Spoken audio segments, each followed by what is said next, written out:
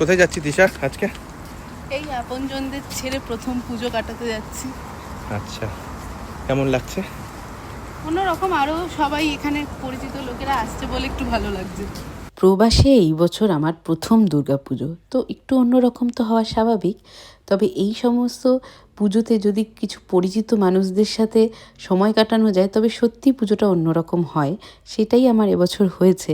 তো এই সমস্ত দাদা বৌদিরা আমাদের সাথে গেছিলো এবং এনাদের সঙ্গ পেয়ে আমার পুজোটা সত্যি পুজোর মতন কেটেছে।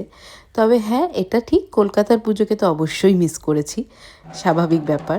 তো গিয়ে সেদিন দেখি যে মণ্ডপে আমরা গেছিলাম সেখানে সেদিন অষ্টমী পুজো হচ্ছে, আর অষ্টমী মানেই আমাদের কাছে মানে মহাষ্টমীর পুজো। আর আমি মহাষ্টমীর পুজোতে উপস্থিত থাকতে পেরেছি, এটা তো আমার ভেবেই তখন খুব ভালো লাগছিল। যদিও আমি এই ভিডিওটা একটু পরেই আপলোড করছি, তবে ওই আর কি সেদিনের ফিলিংসটা আপনাদের সাথে শেয়ার করছি।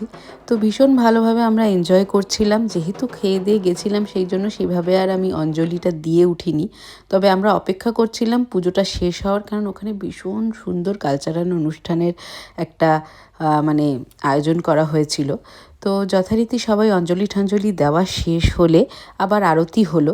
তো দেখে আমার ভীষণ ভাল লাগছিল, সেই ঢাকের আওয়াজটাকে এত মিস করছিলাম। এখানে এসে ঢাকের আওয়াজ শুনতে পেয়ে যেন মনে হচ্ছিল একটু শান্তি পেয়েছি।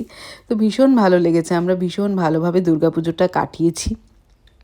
একটা দিনই কাটাতে পেরেছি, রোজ রোজ যাওয়া সম্ভব হয়নি, তবে ভীষণ এনজয় করেছি। তারপর পুজো শেষ হতেই ওদিকে শুরু হয়ে গেছিলো কালচারাল অনুষ্ঠান। আর কালচারাল অনুষ্ঠান যখন শুরু হয়েছে, রাত হতে শুরু হয়েছে, সবারই বাড়িতে ফেরার তারা, ওদিকে ভোগের লাইনও পড়ে গেছে। তো ভাবলাম ভোগের লাইনে দাঁড়িয়ে দাঁড়িয়েই কালচারাল অনুষ্ঠানটা এনজয় করি, তাছাড়া তো উপায় নেই, বাড়িও ফিরতে হবে এতটা রাস্তা। তো যথারীতি আমরা এনজয় করছিলাম এবং এত ভাল লাগছিলো যে আমরাও একটু নেচে নিলাম।